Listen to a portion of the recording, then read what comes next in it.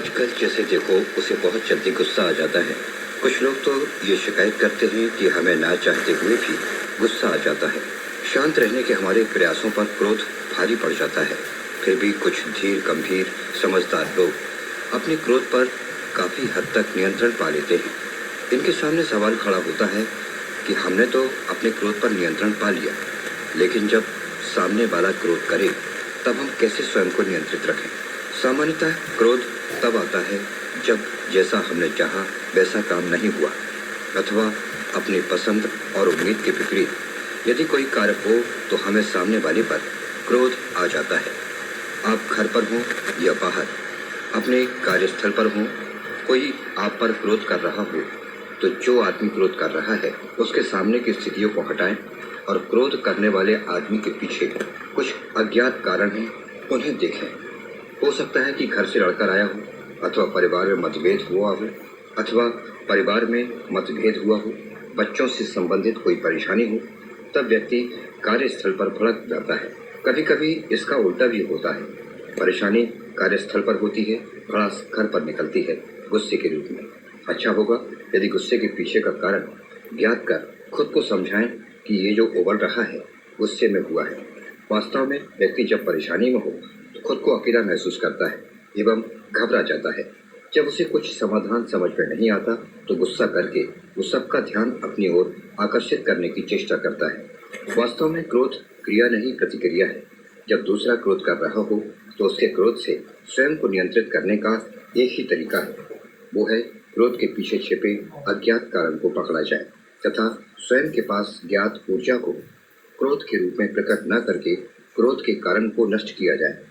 अन्यथा उसके क्रोध से हमारा क्रोध जुड़ा तो नुकसान हमारी ऊर्जा का होगा और हो सकता है क्रोध की अवस्था में हम अपना और सामने वाले का अहित कर जाएं। तनाव आधुनिक जीवन शैली का अंग बन गया है। दरअसल तनाव एक ऐसी अवस्था है जिससे हमारी शारीरिक और मानसिक ऊर्जा नष्ट होने लगती है।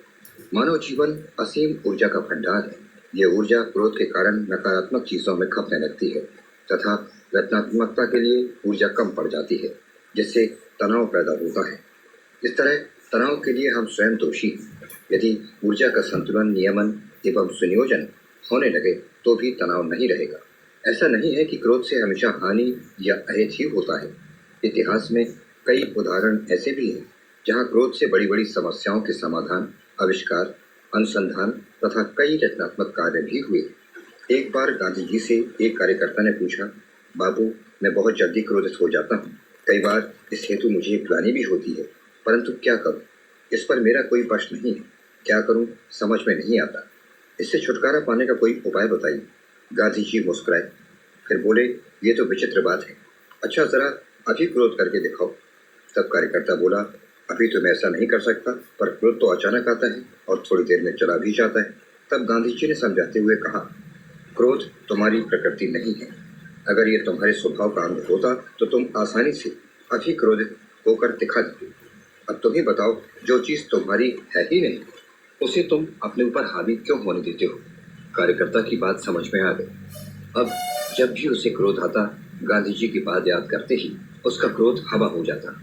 इसी तरह जब सामने वाला व्यक्ति क्रोध में हो तो हमें उसके साथ वैसे ही पेश आना चाहिए जिस तरह मशीन गर्म हो जाए तो उसे थोड़ी देर बंद करना ही उचित हो। इस तरह क्रोध आने पर स्वयं को नियंत्रित कर सामने वाले के साथ नरमाई से पेश आना उसके वेग को कम करने में सहायक होगा। जीवन एक कला है और इस कला को बड़ी कुशलता के साथ जीना चाहिए। जिसे जीवन जीने की कला आ गई वो कभी तनावग्रस्त हो ही नहीं सकता। जो जीना चाहते हैं और जिनमें जीवन के प्रति अगाध निष्ठा है, उनके लिए तनाव एक चुनौती के रूप में आता है। ऐसे लोग तनाव से भयभीत नहीं होते, बल्कि उससे निकलकर कुछ नया और अच्छा करने की न केवल ठान लेते हैं, बल्कि कुछ नया करके दिखा देते हैं। तनाव मुक्त जीवन के लिए जीवन में ऐसी छोटी चीज़ों की तलाश करनी चाहिए जो हमें खुशी प्रदान करती हैं। जीवन में इन चीज़ों की बढ़ोतरी करना चाहिए जो हमें खुशी प्रदान करती हैं। संबंधों में भी खुशी बांटने का प्रयास करना चाहिए। इंसान की दुखती रंग को न तो स्पर्श करना चाहिए और न करने देना चाहिए। यदि कोई ऐसी तनाव वाली बात करे तो भी शांत और चुप रहना चाहिए। जीवन में खुश एवं प्रसन्न रहने की कला सीखनी चाहिए। यही तनाव दूर करने का सर्वोत्तम माध्यम है।